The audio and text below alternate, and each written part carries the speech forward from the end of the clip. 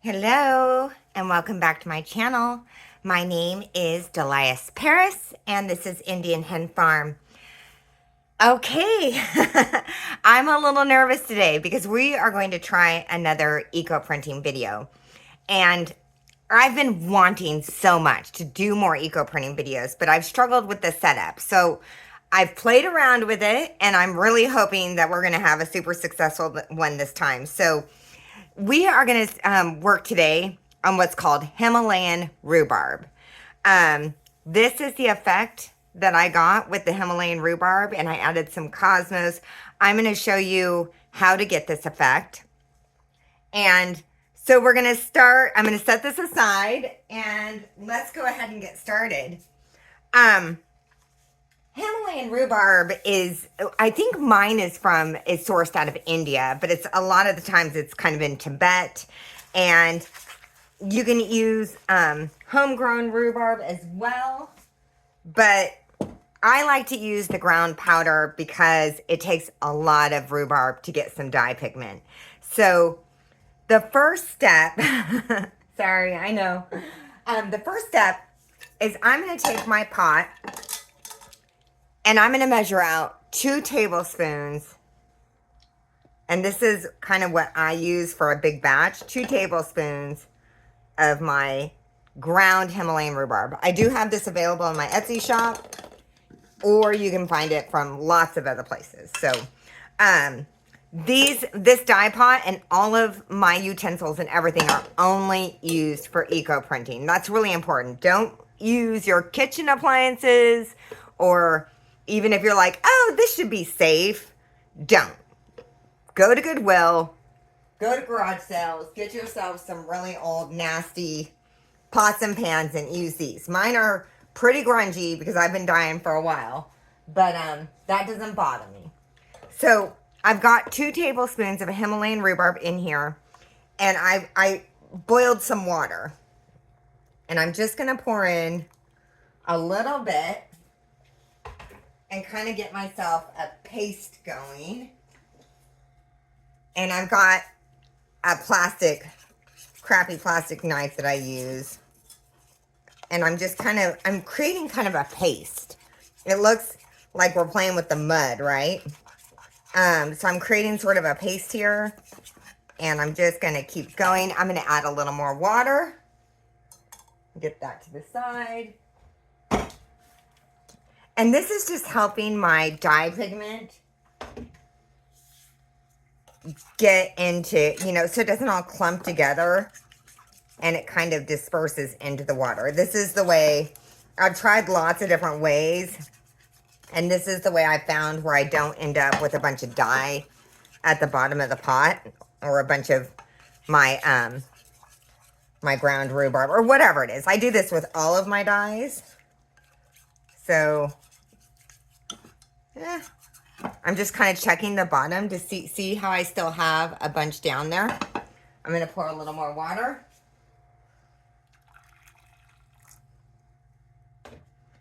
And I'm going to keep going. I really hope this video, I've been really, I love eco printing. It's kind of what got me into journaling or making books.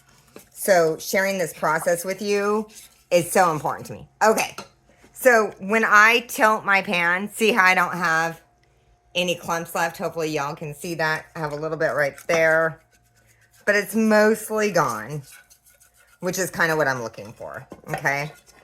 So the next step I'm going to do is I'm going to fill this with as much water as I want. Now, the dye pigment is in if you use this much water, if you use that much water, however much water, that's the dye pigment. So it's not like you're diluting the dye if you add more water. So say I'm dyeing, I'm just making this up. Say I'm dyeing a shirt, and I know I need 5% what's called weight of fiber. So I would weigh my shirt, and then I would multiply that by 5% to get 5% of how much dye I need. Well, I could put that in a huge container of water, and the dye pigment is in there, so it's fine. I hope that's making sense. Okay, so I'm going to pour some water in here, and then I'm going to So I would fill this up with some more water. And I would probably fill it up about halfway. And what I would do with this then is slowly bring it to a simmer. So I'd put it on my stove, my hot plate, whatever I'm using. And I would bring this slowly to a simmer, and I would let it gently simmer for about an hour. Okay? And that's when I know kind of my dye is really in the water. Now, since we're dyeing paper, we don't have to be quite as scientific as when you're dyeing. I mean, you still need to follow some of the basic principles, but it's more forgiving than if I was dyeing a shirt, right? Especially since we're doing journaling. When you're doing clothing, you want this perfect print. You want everything to be perfectly saturated. But with paper, I like things to be a little grindier, a little more unexpected. Okay, so the next step that I'm going to do is I'm going to wipe some of this rhubarb out. This pan that look at that. This pan is what I use for my alum. So potassium, aluminum, sulfate. And this is what it looks like. It's these sort of white crystals. And I boil 2 tablespoons in a small amount of water just until it dissolves. So even just really hot water or like slightly simmering water. And the crystals will dissolve into that water. And I do 2 tablespoons for a giant mason jar. Okay. So this one is what? 2 pints. So then I use this over and over and over again until it's gone. And I found that that's a good ratio for me, for my paper. So I'm going to pour some in here. Just a little bit. Just as much as I think I'll need. And I've got a pile of paper here. And what I do, let's see how I'm going to get this out of the way. Well, I've got a little stack right here. So I'm going to move this. So this setup's a little hinky because I'm trying to make sure everything stays on camera. I apologize, guys. Okay, so then I just dip them. Oh, 1 at a time, not 2 at a time.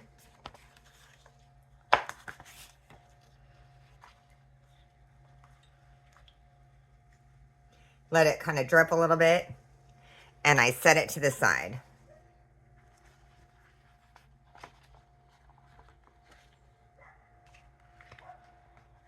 Okay, and I would just continue doing that and stacking my papers. And I like to do 25 pages at once, but I got to tell you, it took me some time to work up to that. Because we're doing a video today, I was thinking, y'all don't want to watch me do 20 of these probably. So, get some more. I'll do 3 more and I'm going to show you. So I'm just going to dip these. And alum is a mordant. So the reason we mordant, well, if you're doing fabrics, which is beyond the scope of this tutorial, but it helps with like what's called wash fastness and light fastness, which means like the dye is not going to wash out really fast and the sun's not going to fade it immediately. But in terms of paper, 1, it gives something for our dye to attach to.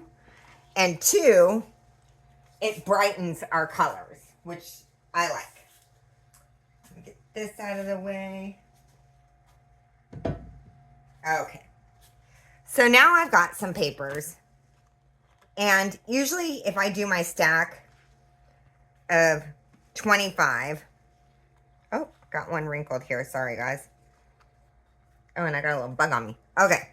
So usually I do my stack of 25.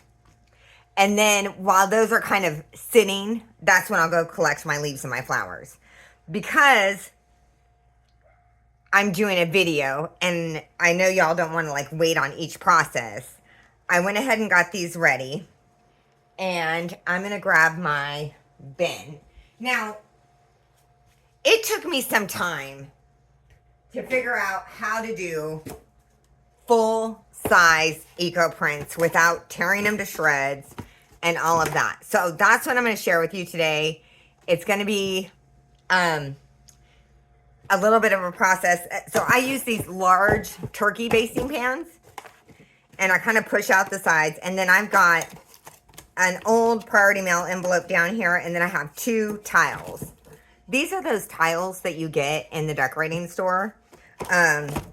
You can find yours a lot of times at, what's it called? Oh, well, any of the, you know, anywhere that you can. Get the cheapest ones. Look at how shredded up they get. They get chipped and broken because you accidentally drop them. Don't go buy new fancy stuff. And then the next thing that I like to do is I'll put down, so this is a magazine cover attached to an old notebook. And I'm just putting this down because, again, it creates some stability for my paper. I haven't been able to find enough tiles that'll fit in here perfectly, but this process has worked for me, so I'm going to do it this way. So I've got these down. And then I'm going to take my first page. Actually, you know what I'm going to do? I'm going to lay one nice sheet down flat. And then I'm going to take my first page and lay it down. Okay. And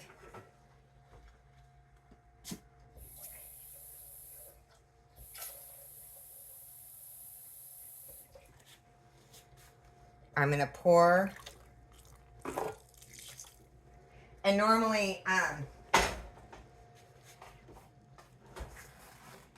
would start filling this with as much. Okay.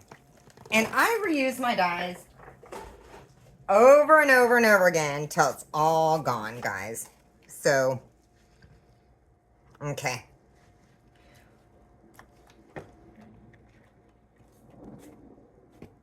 Now I can start laying out my leaves. Now, some of the ones that I use a lot is oak.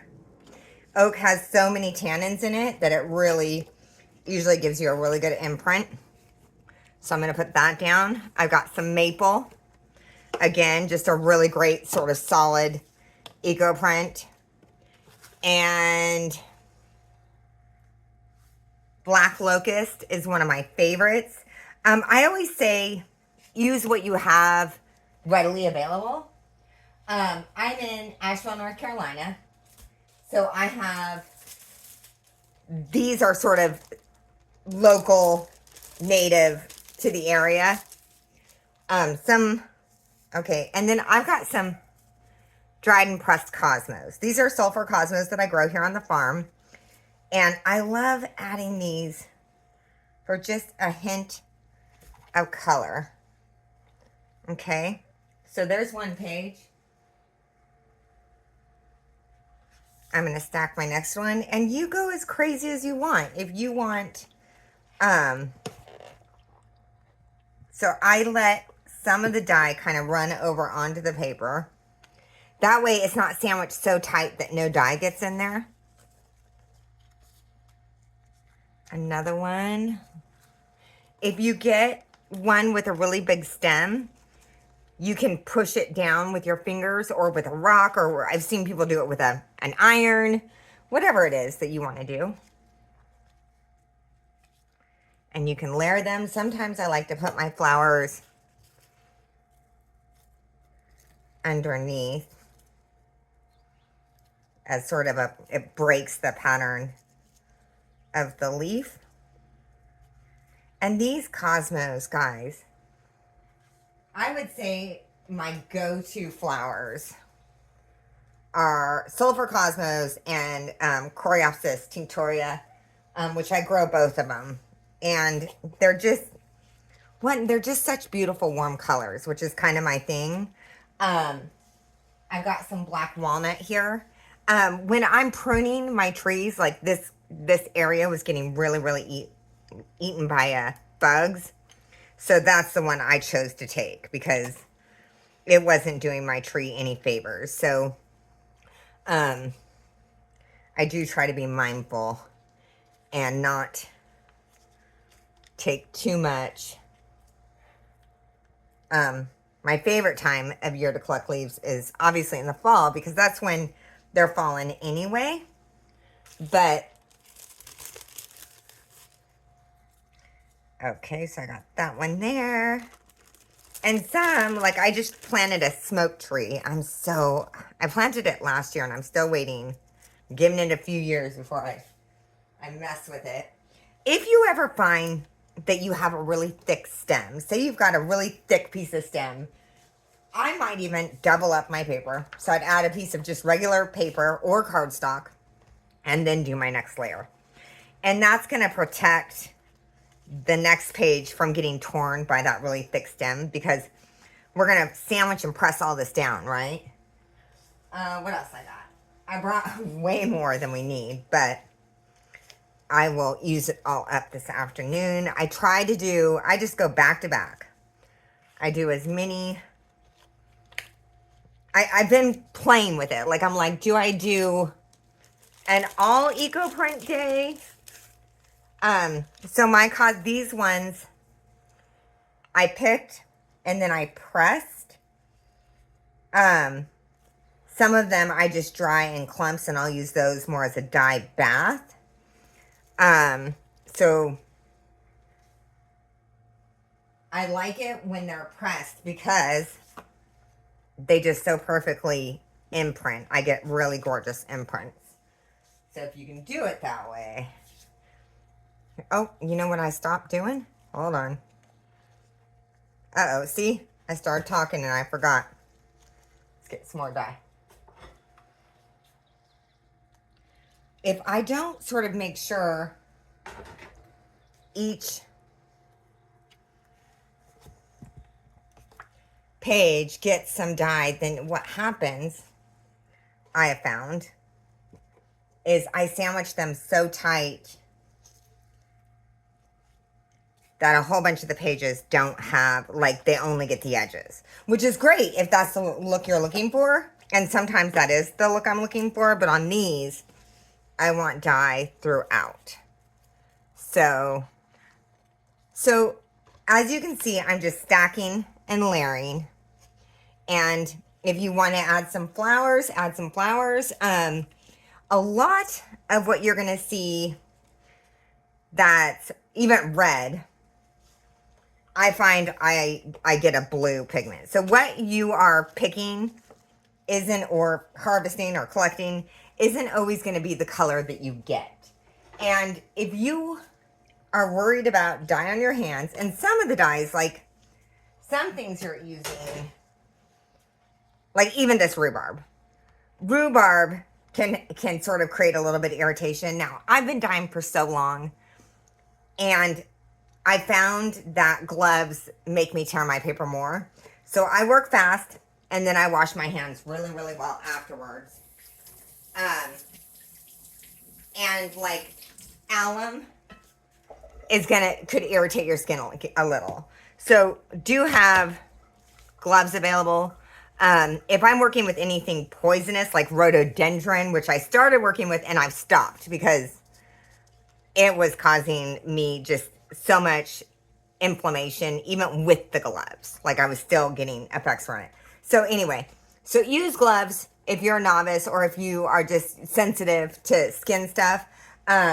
So once I get these all stacked up, I take my tiles and I lay them. In fact, I take 1 or 2 clean sheets, get them down. I lay them on top. And I'm using these as an example because my best tiles are already in the pot. And then I've got a bunch of river rock. And I will put river rock all along the top and sandwich in here. And that way I get a full press. So let me show you what that kind of looks like. Let me move this one out of the way. I'm doing kind of like the cooking channel where I have everything prepared. I know. I'm funny. Okay. Let me give you a look. So this is kind of what it looks like. So I've got tiles and I've got rocks all over the top. And that helps me press all over for my big pages. In the beginning, I was doing half pages. I was folding them. And I just found so often what was happening was that, let's see, do I have one handy? Well, okay, so where the page folded, it just was so weak. And it bothered me because I don't want to make a junk journal that's going to start to tear the seam, especially because we're binding and we're sewing and we're doing all these things. So this is how I prefer to do it. I know it's a little messy, but it works really well. Okay, I'm going to pause this video and get you set up over the sink for the reveal.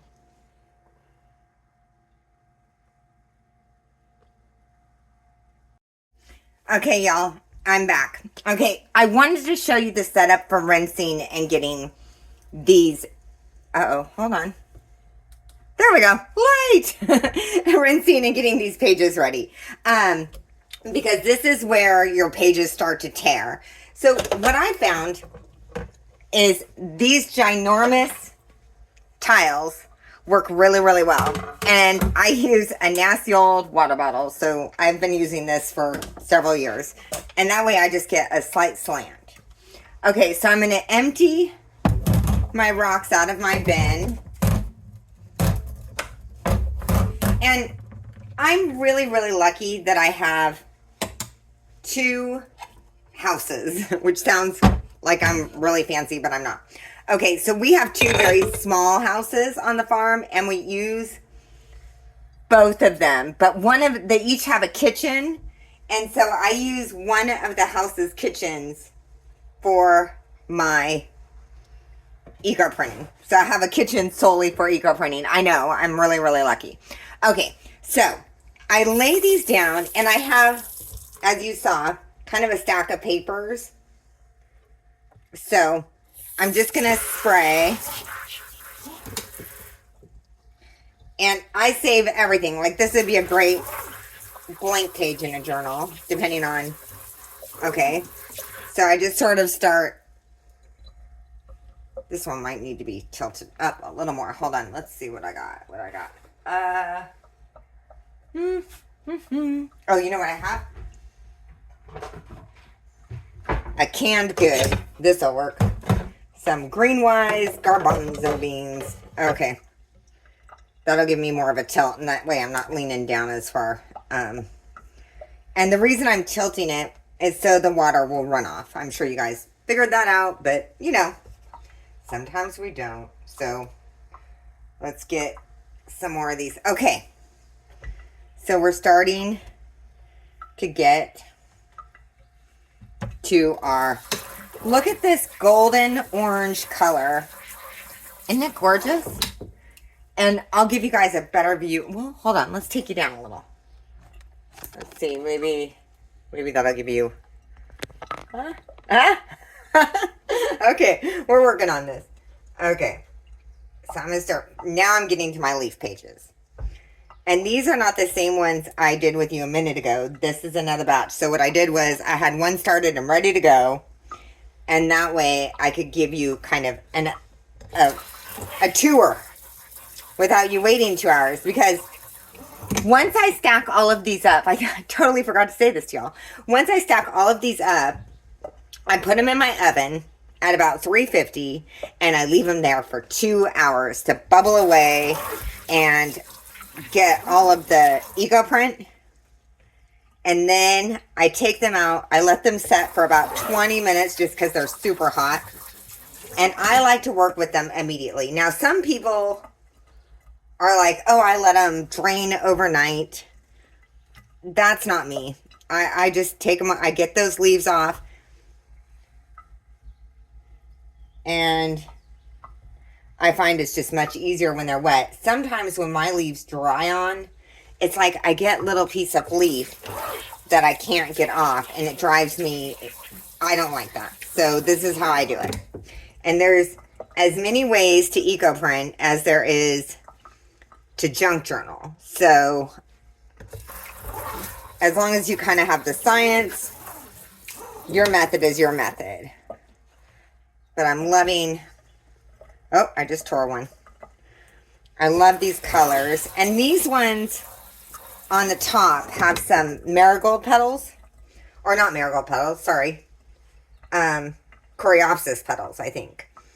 And I don't like to waste anything. So when I dry flowers, if I have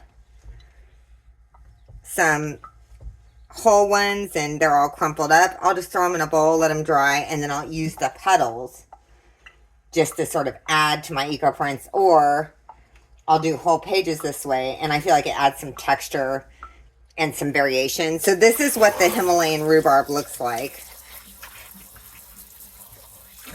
And I'm using cold water. I flip them. Here's my leaf. And this is that big tile just really helps them from tearing. Let me see if I can get to...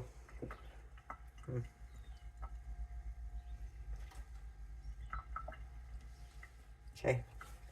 I've got a lot of these, and I'm not gonna, I don't think y'all want to sit here and watch me do them all. But I wanted to share with you some of the results to inspire you. Okay, look at this piece. So that is the walnut, the black walnut. And then we've got those cosmo flowers peeking out.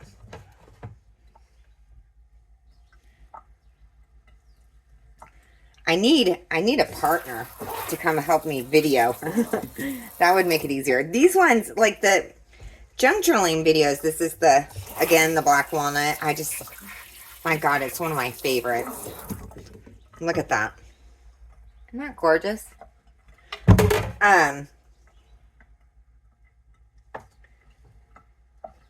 Okay. And like I said, so I will do, like, say you dyed a batch and you're done for the day. Put it in the fridge, do another batch tomorrow. Don't waste any of your dye. It's such a precious thing. And if you really don't think you're going to do many, then don't do 2 tablespoons. Maybe do 1 tablespoon. I try to get, if I'm going to make a dye bath and do all the work. Now, one, you guys know I sell my junk journals and my eco prints. So I'm always going to do as many as I can. But if you are doing them for personal, just sort of the personal experience, start with a little bit, do 20 pages, see how you feel, maybe do, a tablespoon. And my sister will freeze her dye. I haven't, because like I said, I use it all up, all in one go. But that being said, I do freeze my leaves in the fall. So I'm going to give you guys a couple more, and then hopefully that'll give you a really good experience. But this way, the way I'm taking these off with this big tile is the best way that I found for not getting all kinds of tears in my paper. Now, if I tear a piece of paper, it is not going in a junk journal. It will be backed on something, maybe some embellishment or ephemera, and if it's on the edge and I'm cutting it down, that's one thing. But I don't want, a bunch of paper with little tiny nicks and tears in it. That's just not my jam. I want to show you guys this black locust because it is one of my favorites.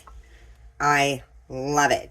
Now, black locust here, it is native to Western North Carolina, but some people kind of consider it invasive because it spreads pretty fast. Like we have them growing everywhere. And it will only live for, I guess, about 70 years. They say that's a young life for a tree. Okay. So, like I said, I've got tons of these. And you can experiment. Like the fern, Sometimes I get really good results. Sometimes I don't. I find that I get better results with an iron mordant, but iron can be both a mordant or a modifier, which we'll talk about when I do my iron video, depending on if this video is successful at all. But really, because I do sell these dyes in my shop, I wanted y'all to know the basic process of how to use them. There's the Cosmo Sulfuris. See how you get that gorgeous, look at that. Look at that one. Hold on. Here it is. That is gorgeous. And then we've got some of this fern peeking out behind. It's beautiful. And some, as you get to know your leaves, because even on my farm, this is going to sound really weird, but some of my trees, it'll be 2 tulip poplars, and one gives me different eco prints than the other based on maybe there's a different mineral deposit in the soil. Maybe that one got more water. So you're never going to get tired of the surprise and the fun of doing it. I haven't. It's been 2.5 years now, and I'm still as excited as the first time to eco print. So let me real quick. This is one of the journals that I do with just eco prints. And I'm just giving you a feel for some of these different pages that you get. And these are sort of dried and ready to go. Let's see if we can find... there's some Himalayan rhubarb. Let's see if we can... this is iron added.